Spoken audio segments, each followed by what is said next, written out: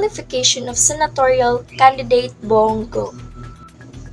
Bongo has a prominent figure in Philippine politics known for his close association with President Rodrigo Duterte. Go has been serving as senator since 2019, representing his constituent and garnering significant public support with over 21 million votes.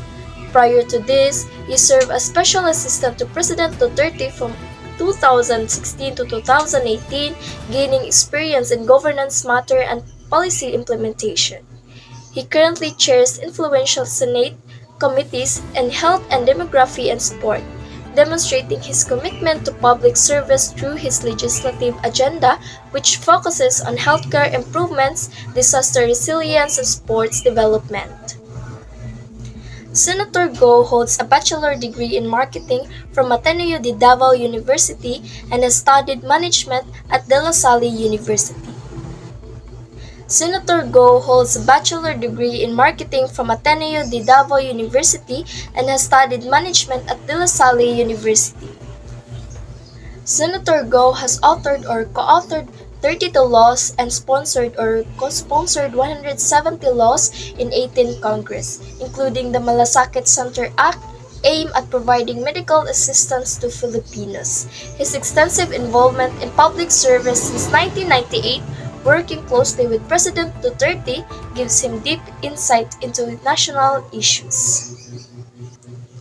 He established malasakit centers across the Philippines to facilitate access to medical services and financial assistance. He actively participates in disaster relief efforts, demonstrating a commitment to support vulnerable communities during crisis. While facing controversies regarding the Philippine Navy's frigate deal, Senator Go maintains a significant public following and denies any wrongdoings. He has been recognized multiple times as an outstanding senator for his contribution to public service. Senator Go emphasizes regular communication with the public about his initiatives and legislative work. He has expressed a commitment to transparency in government process. Senator Go has championed various laws aimed at improving healthcare access, including the establishment of health centers and public health policy enhancements. As chair of the Senate Committee on Sports, he has advocated for initiatives that promote sports as a means to engage youth and prevent drug abuse. Bonifacio Busita, Leadership and Governance, Representative of One Rider Party List, House of Representatives 2022 win. He is also a retired Lieutenant Colonel, Philippine National Police. Strong educational background. Bonifacio Busita studied Bachelor of Science in Civil Engineering at Enverga University in 1988, and he also earned a master's degree in management, majoring in development and security from the Development Academy of the Philippines. Deep understanding of national and global issues. Bonifacio Busita's experience as a police officers and politicians suggest familiarity with domestic concerns. His senatorial candidacy implies as an inspiration to engage with broader national and potentially international issues on a policy level. Commitment to public service. Bonifacio Busita's dedication to public service is evident in his advocacy for motorcycle riders was through RSAP and his pursuit of political office of affect broader legislative change. Integrity and strong moral character. Experience with the Highway Patrol Group providing knowledge about traffic safety. Notable confrontation with the MMDA showcasing his advocacy, deep sight legal challenges. Focus on maintaining integrity and a scandal-free reputation to build trust with constituents. Accountability and transparency. Openly communicates his advocacy through in his YouTube channel and the RSAP organization. Willingness to be held accountable, demonstrated through legal challenges and political aspirations. Decision to run for the Senate indicates a desire for greater responsibility. Proven track record and advocacy. Bonifacio Busita has now proven track record in advocating for broader issues such as poverty, elevations, healthcare disparities, or access to education. His political actions and advocacy appear to be concentrated on the specific needs and rights of motorcycle. Ramon Bong Revilla Jr. leadership and governance experience. Ramon Bong Revilla Jr. began his political career as Vice Governor on Cavite in 1995, focusing on anti-drug programs and environmental initiatives. As governor, he improved public safety and social services. Strong educational background. Special Local Chief Executive Program. He completed a Special Local Chief Executive Program on local governance at the Development Academy of Cavite in Pasig in 1998. He was conferred doctorate degrees in public administrations by the Cavite State University and in humanities by the Nueva Vizcaya University.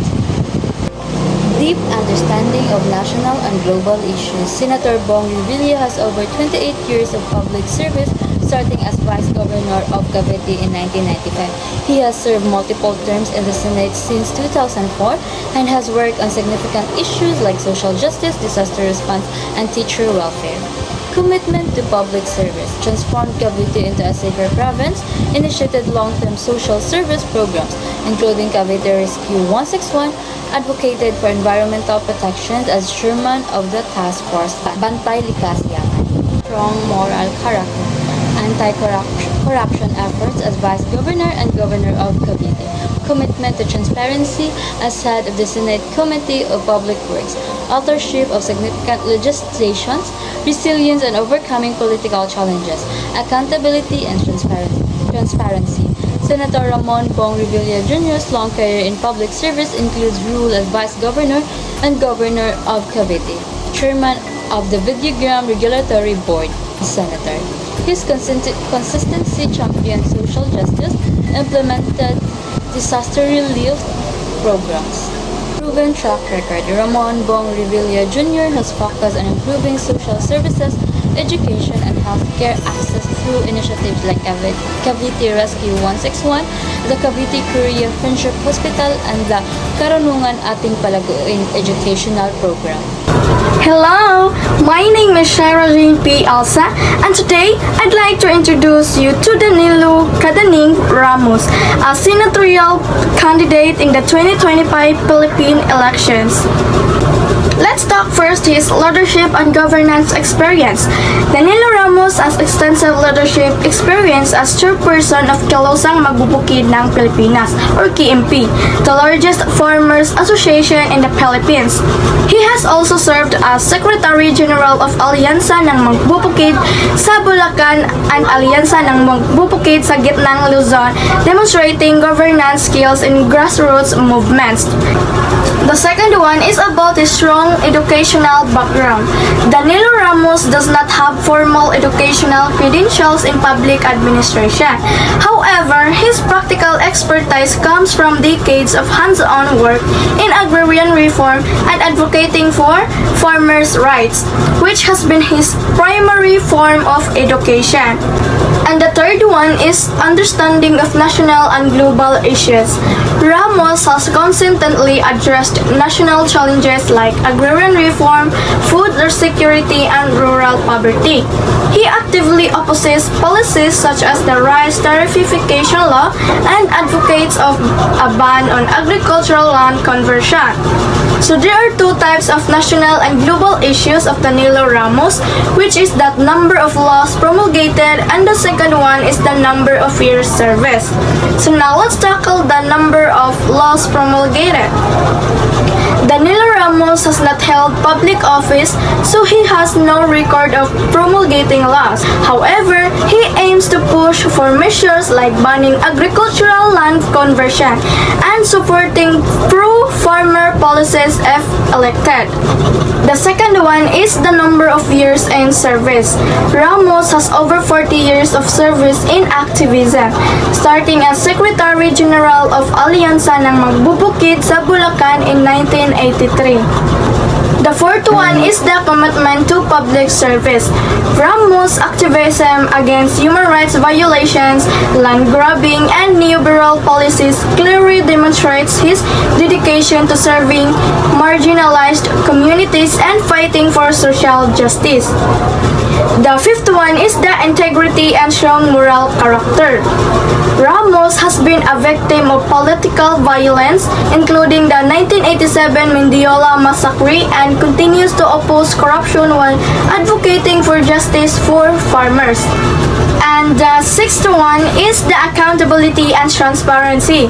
Ramos has been transparent about his advocacy goals, focusing on empowering farmers and fisherfolk, and has maintained accountability as a grassroots leader. And the last one, but not the least, the commitment to national development and social welfare. Ramos' platform focuses on genuine agrarian reform, food self-sufficiency, and local food production, all aimed at reducing poverty and inequality. This evaluation gives a comprehensive view of Danilo Ramos' qualifications for a Senate seat. While he lacks formal educational credentials and a record of promulgating laws, his long-term activism, commitment to public service, and dedication to improving the lives of farmers and marginalized communities strongly position him as a candidate with a deep understanding of the nation's issues. And that's all for Danilo Ramos. Hi, my name is Leanne, and now let's know more about Senator candidate Camille Villar. Now, who is Camille Villar? Camille Villar is a representative of Las Piñas City since 2019. Fights for constituents' needs and interests. One of the youngest deputy speaker of the House, key in lawmaking discussion, experience leading the all-value group driving economic initiatives, supports law for small business growth, healthcare improvement, and inclusive education. Camille Villar graduated as Bachelor of Science in Management from Ateneo de Manila University. She also master's degree in business administration from IESE Business School in Barcelona. Awareness of economic, healthcare, and foreign policy challenges creates relevant, forward-thinking laws addressing both local and global needs. Prioritize constituents' welfare over personal interest, concentrates on economic growth, social welfare, and community development, especially for underserved populations. Maintains a scandal-free image, avoiding corruption, builds confidence with constituents through ethical governance, actively communicates with constituents, ensures decisions are clear and defensible, fostering community trust and collaboration, addresses critical issues like poverty, inequality, and success to healthcare and education, promotes policies supporting micro, small, and medium enterprises, and exclusive education to uplift underserved communities across the Philippines.